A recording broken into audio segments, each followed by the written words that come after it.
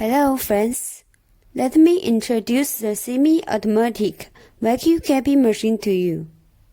When you received our machine, it was good packed with a wooden box. After you open the box, at here connect the air supply and the power supply. It is ready to work. Here is the operation panel. Turn on the power and then press the start button.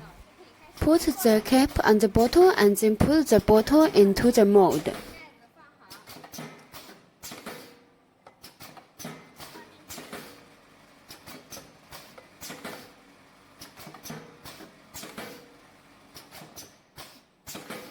Here is the emergency button.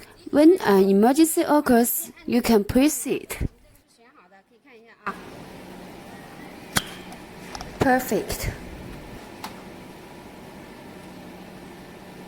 真空效果 If you have different bottles, you should only change the molds.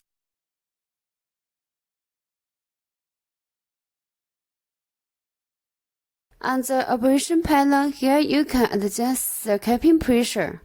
Here is to record the capacity. Here you can adjust the vacuum level. When this button turned to automatic, the machine will work continuously. When it turned to semi-automatic, the machine will work once you press the start button.